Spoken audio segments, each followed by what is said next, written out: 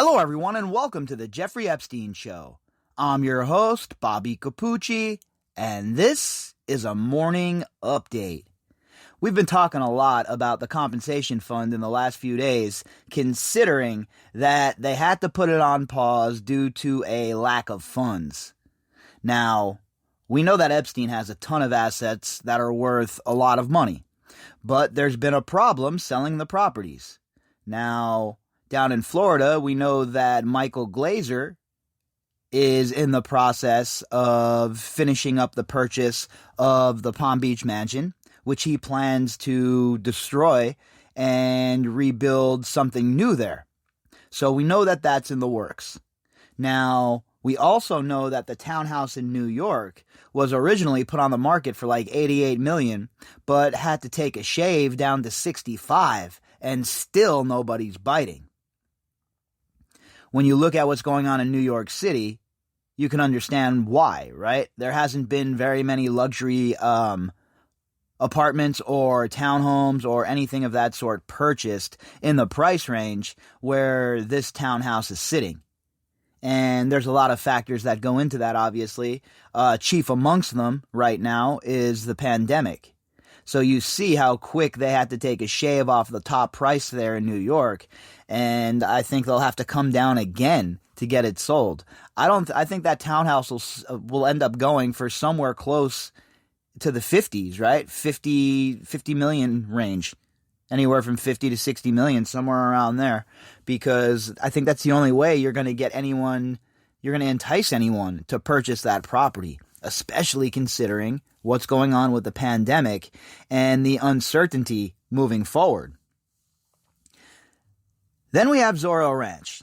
Not even been rated yet, not on the radar. I don't even know if it's on sale, to be honest with you.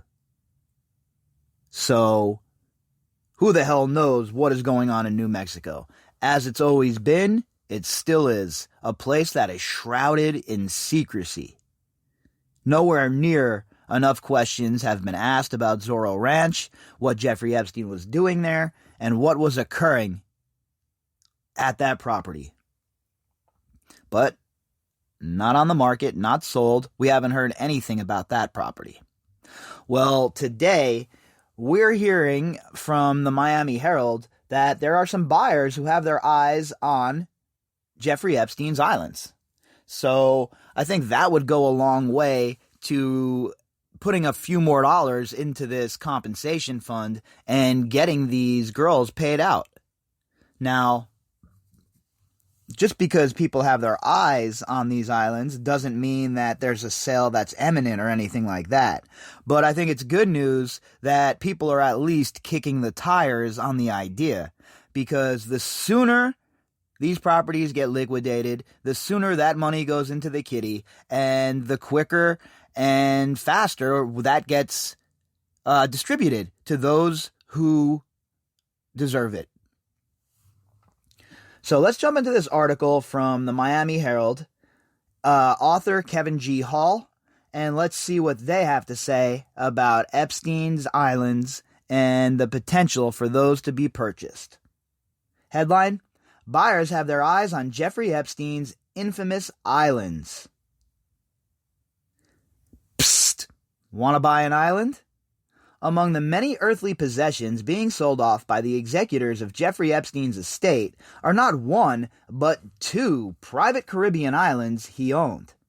So, right there alone, when you're thinking about private islands, you're like, all right, well, these got to be worth millions and millions and millions of dollars. So that's step one, knowing that they're worth millions and millions of dollars. But the hard part is selling them. You have these properties that are wrapped in infamy, and not everybody is willing to take on a project like that. So you have to have the right buyer at the right time. And so far, besides the Palm Beach property, it seems that the pickings certainly are slim. They're caught in a tug-of-war between the estate, which says it is strapped for cash, and the Attorney General of the Virgin Islands, who is making a move on all assets that once belonged to Epstein. Now, we know that Denise George is going hard in the paint. We know she's firing off subpoena after subpoena like it's Arnold Schwarzenegger shooting a machine gun in the 80s. And we know that her targets are people of influence. We've seen the Dubins, we've seen Leon Black, Apollo, and just an avalanche of other subpoenas being fired off by Denise George. So we'll see where it all goes, and we'll see how this ends up.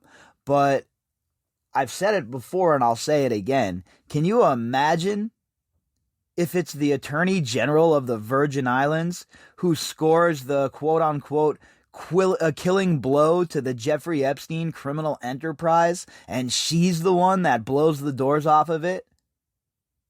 That would be something else, considering that the office down there in the Virgin Islands is just a fraction of what they have going on up at the SDNY.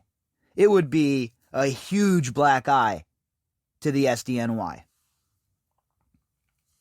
McClatchy and the Miami Herald have learned there are multiple people interested in Little St. James and Great St. James, the two Ks owned by disgraced financier, pedophile, the latter obtained by Epstein under questionable circumstances. So we know that the second island was purchased by a front, in a Saudi Arabian front, and Jeffrey Epstein used that person's identity basically to get this island so that it wasn't something that was in his name, or that it was, on the hush hush, so it wasn't in the public sphere that he owned this second island. The properties are zoned for residential, not hotel, usage, and prospective buyers seek a private island, estate, as did Epstein and British businessman Richard Branson, who owns an island 34 miles away in the British Virgin Islands. Oh, well, makes sense, huh? All of these kind of people congregating together. It's not good enough to have a gigantic mansion. It's not good enough to buy 50 acres or 100 acres. I need a whole island where I can be involved in my so-called elite scumbaggery. That's what these people do. They go get these islands. They want complete privacy, and I'm surprised that they're not looking for sovereignty. I'm surprised that they don't try and make these islands their own nations with them as the acting dictators.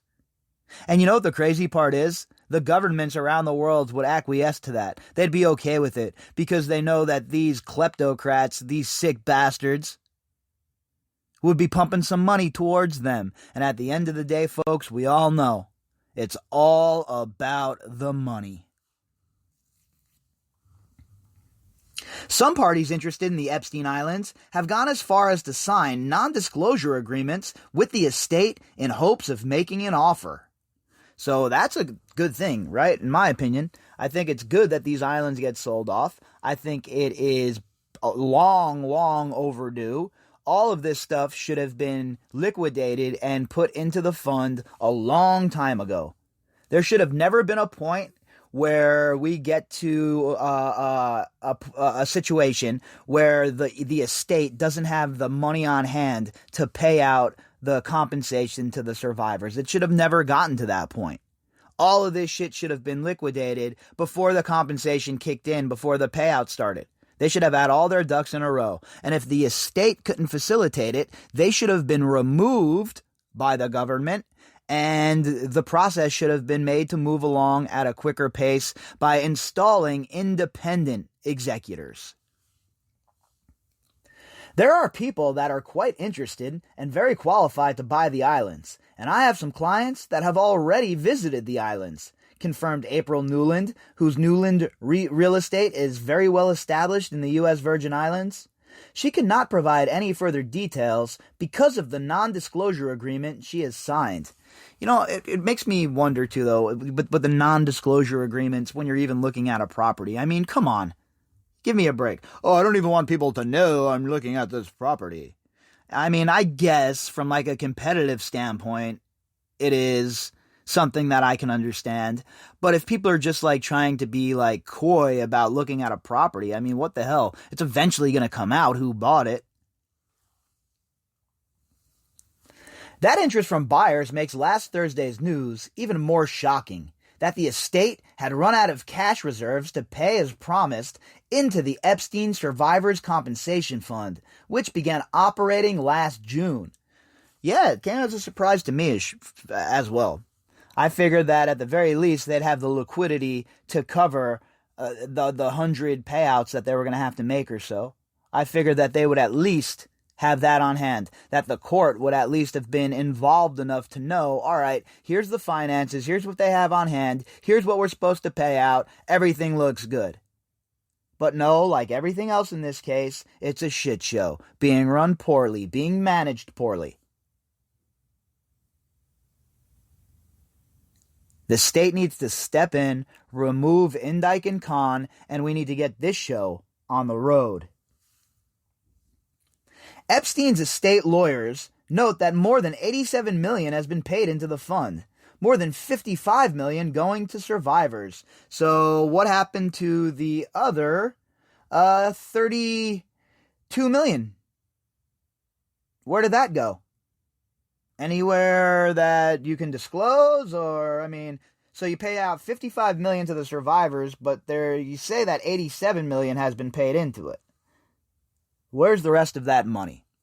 If I was in charge here as the court or the attorney general, I would need a receipt for every single purchase made. I don't care if it's a pack of bubble gum. Receipts for every purchase made, and if it doesn't add up, somebody has some explaining to do.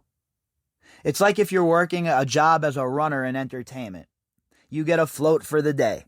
Then you have to go out and you purchase everything that the band's production needs. At the end of the day, you have to come back, and all of your receipts better add up, or you're going to be owing out some money. But I guess Khan and Indike and the estate, they don't have any parameters. They can just do whatever they want, I guess. But the estate is hobbled at the moment, and its inability to raise more money by selling the two islands, collectively valued by the estate between $48 million and $79 million, because of liens imposed on the estate by Virgin Islands Attorney General Denise George. So, again, the back and forth between the Attorney General, Denise George, and the estate is causing harm here. And that's why I think the court definitely needs to step in. It is long, long overdue that somebody steps in here and takes the reins, because it's not working. All right? Obviously, it's not working. That's not my opinion. That's a fact. If it was working, they'd still have the money to dole out. They'd still be paying out these compensation packages. But it's not working. It didn't work. It wasn't facilitated correctly. And the people overseeing it, obviously, didn't do their job. She brought a civil racketeering suit against the estate and its co-executors in January 2020, and her sign-off is needed for many large-scale money transfers to take place. So I would guess, and obviously I don't have this information directly from her, but I would guess that Denise George would be willing to remove liens on the islands if there are actual buyers for them. Now that would only make sense, right? The idea is to sell these islands off. And if the liens are what's causing you not to be able to sell them off, then that has to be addressed as well. No serious buyer is interested in signing a contract on a multi-million-dollar property that, because of the Attorney General's existing liens, cannot be sold to it, said Daniel H. Weiner, a lawyer working on behalf of the estate. In addition, in order to ensure that the estate receives maximum value in a sale, the estate would engage a broker, conduct extensive marketing, and obtain as many offers as the market will generate. The co-executors are not interested in incurring substantial estate costs for marketing a property that cannot be sold. Oh, give me a break. They don't want to market the property because Indike and Khan want to slow this shit down. That's my opinion at this point. Indike and Khan don't want this fund to go. They don't want these girls to be paid out. They want it to be as hard and as difficult as possible. One last FU from the Jeffrey Epstein criminal organization. Weiner wouldn't comment on specific offers, but said the estate has received expression of interest from numerous parties and 2 to 3 bona fide offers on the properties. But the sale of the properties is impossible unless and until the United States Virgin Islands Attorney General agrees to lift her liens on them. So I would think that if there was a serious offer and it was brought to the table and brought to the court, brought to Denise George and the judge, I think that she would probably lift these liens. Now, I don't know that for sure. I'm just speaking from a common sense perspective here, right? The idea is to sell these properties. If they can't be sold because of the liens, well, you have to remove those liens. So I'm guessing that if there is somebody that's locked in stone and signs an agreement to buy one of these or both of these, then I think that we'll see those liens be lifted. Attorney General George, in an emergency motion filed Thursday to a probate judge, sought an immediate freeze of the estate's properties in cash, taking away a remaining discretion on how Epstein's assets are sold off.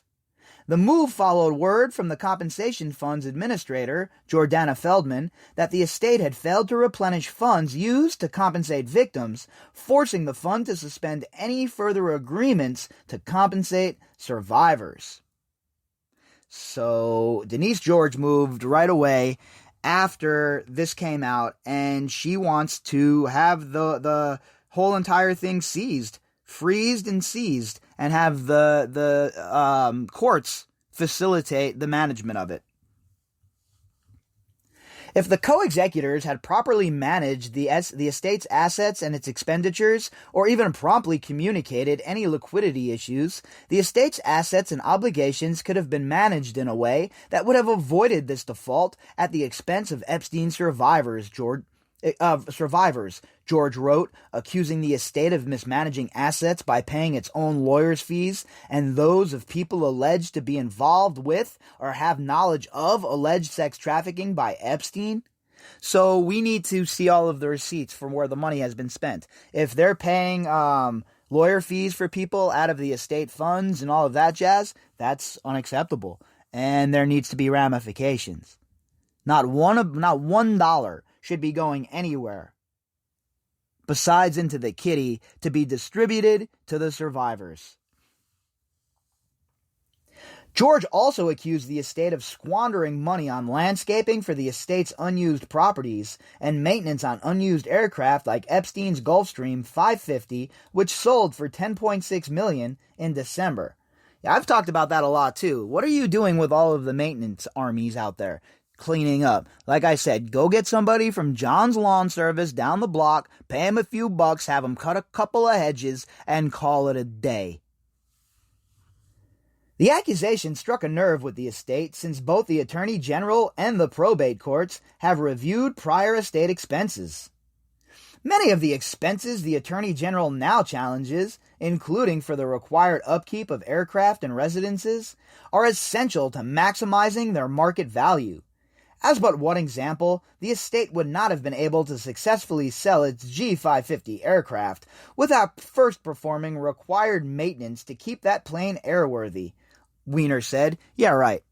Such BS. Knock a few bucks off of the price and keep it moving." Who do you think you're bullshitting here, Mr. Weiner? Stop being a wiener.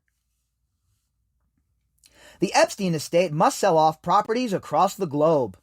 Beyond the two island properties, Epstein owned a luxury pad in Paris, a ski cabin in Colorado, a ranch in New Mexico, and a now infamous mansion in Manhattan across from the storied Frick Art Museum.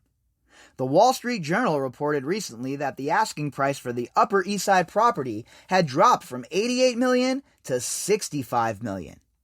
And we were talking about that earlier. They caught a big shave there, right? They had to get rid of a few of those whiskers. Because A, the pandemic, and B, the people that have that kind of money are shrewd and they know that they can get a good deal here because of what occurred on this property. Epstein's Palm Beach mansion, with an asking price of $22 million, seemed to have a buyer late last year when developer Todd Michael Glazer acknowledged he had approval to tear it down and replace the bland, outdated building. But Weiner, the estate attorney, confirmed that the sale has yet to close because of lawsuits from third parties over disputed ownership of the deed. And there is that dispute going on, no doubt, but I expect that to be cleared up very soon and for Glazer to go ahead with his project. Buy this, destroy it, and rebuild it. The estate last week released documents that showed it had also made payments late last year of $190 million for estate taxes owed to the U.S. government. Oh, isn't that nice? Always nice when Uncle Sam comes and reclaims their funds, isn't it? So, here we are. The compensation fund, out of money. Jeffrey Epstein's properties, not selling. And the estate, once again, dragging its feet. Hopefully the court steps in. They remove Indike and Khan. These properties get sold. And once the fund is replenished, the payouts start up once again. Because at the end of the day, that was the whole entire idea of this whole agreement. And it certainly looks like the Epstein estate, once again, is playing games. So they need to be removed. An independent party needs to be installed. And this show and this party has to get a move on. Because it's been way too long as it is. And for the estate to say that they have now run out of funds and can't cover the compensation, well, folks, that's unacceptable. If you'd like to contact me, you can do that at bobbycapucci@protonmail.com. That's BOBBYCAPUCCI at protonmail.com. You can also find me on Twitter at BOBBY_CAPUCCI. All of the links that go with this episode can be found in the description box. And to everybody who has donated to the podcast, thank you folks very much. All right, everybody, I will be back later on, and we will pick up where we left off. Enjoy your Monday, everyone.